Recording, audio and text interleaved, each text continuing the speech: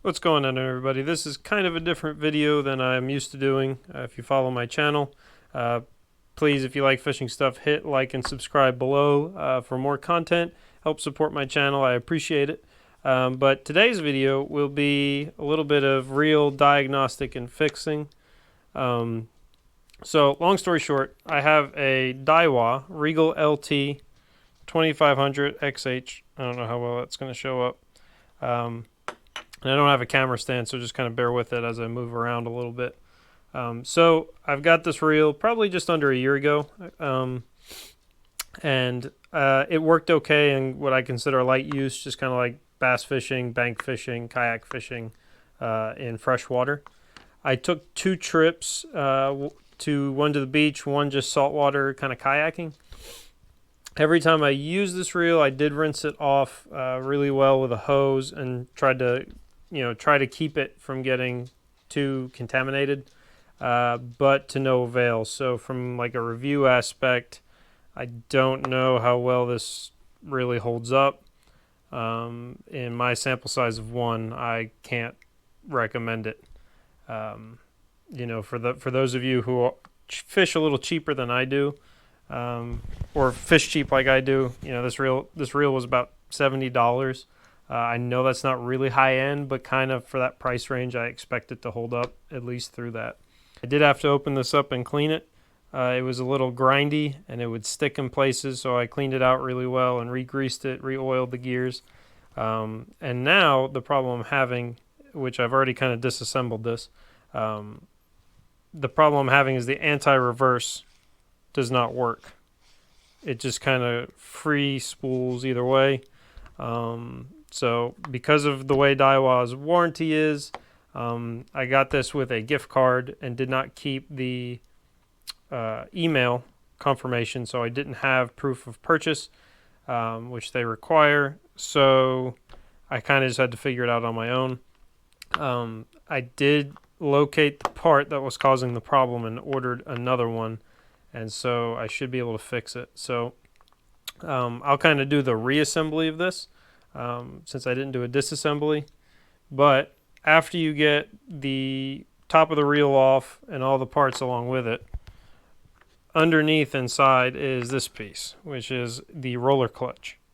So it sits on a small little peg down in there,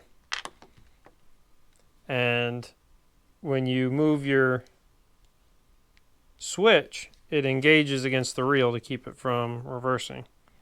So hopefully you can see that little peg down there. Just real small. But anyway, the little tab on the end here sits on that peg, and when you flip the switch, it twists it, which causes it to lock the reel so it won't spin in reverse. Well, I guess where it kind of got rusted out and beat up from my 2 times saltwater fishing, it's kind of shot. So I did order a replacement. It wasn't expensive. I think with shipping, it was only like $8 or $9. So to be out a $70 reel, $8 part, I'm not going to cry about. Their customer service was at least friendly. I didn't even really bother. You can, as far as like explaining to them I didn't have proof of purchase, I just, kind of decided to skip the hassle because that's kind of my own fault. So, installation back in it here, we'll kind of do that and show how it works. So there's this real small, you can lose, there's this real small washer that goes on that peg that you can lose real easy when taking it apart. And it's kind of a pain to get it back on there, to be honest. Alright guys, so as always, I turned my camera off for a second, turned it back on, and I guess my settings reset. So like a lot of my videos, I'm going to have to voice this over. So anyway, this is just a shot of me looking down at that peg again, trying to get a better shot of it with the flashlight. I've already got the little washer back on there. So we got the roller clutch in place. And then there's a cap, this plastic cap that goes over the top of it.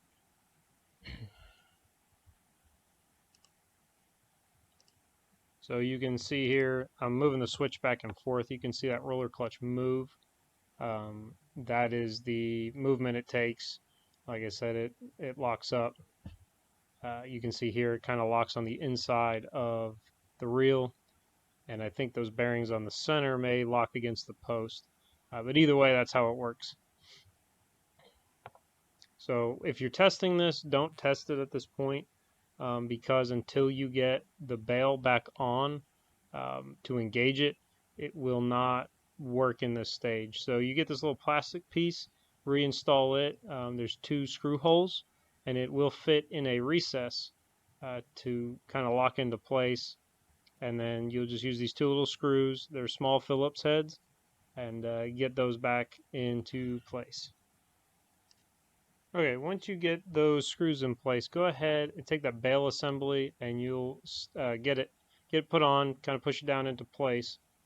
And then once you have it resituated, you can now test to see that your anti-reverse is or is not working. So I have it turned off right here.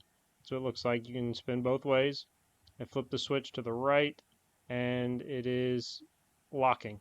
So that was the part that was causing it. So if you have this problem again, it's probably your roller clutch would be my guess. I'm not an expert, but that's what was wrong with mine.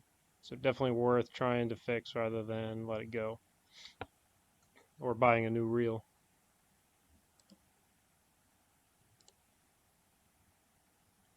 So I think here I'm trying to show on the inside of the roller clutch, there's also these little bearings I mentioned. They're like they look like inside the recesses there's like small springs. Can't really get a good shot on the GoPro. You can kind of see the silver where they are though.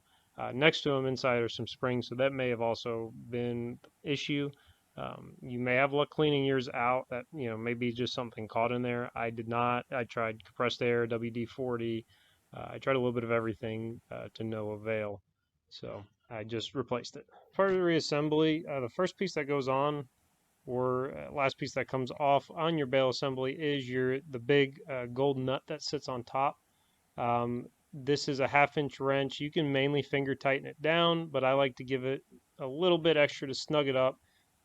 It is, I wouldn't over tighten it, but definitely want to make sure it's snug so it doesn't come loose.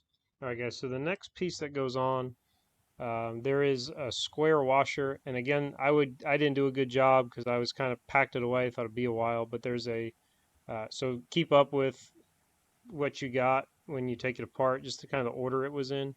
But there's a washer that has kind of a square center or rectangular center that goes down on that peg. That goes first, followed by there is a plastic one that also has that same square cutout, and it'll be the next piece that goes on in the drag assembly. Like I said, just keep better track of the parts than I did. They all just pull off when you go to disassemble this. Like I said, I was kind of in a hurry. I was frustrated, and kind of had to figure it out and kind of look up. So I think I got it correct, but look at yours before you take it apart, and you'll be, or take a picture of it, and you'll be able to keep the order of it.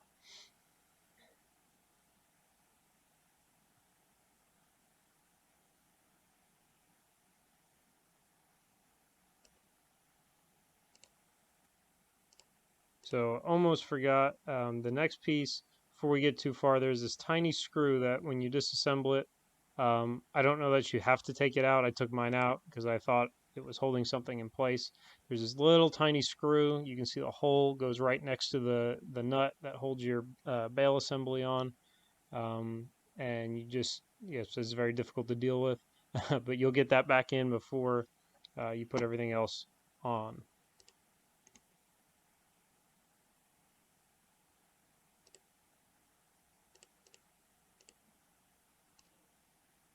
Okay, so I finally got it in position. Just screw it in, a couple turns real quick.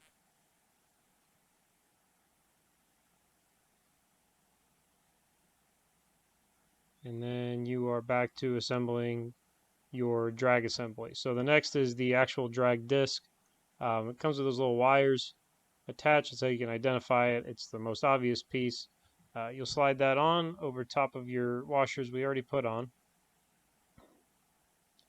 And then next is a little plastic washer that'll go go on. You'll kind of have to wiggle it on.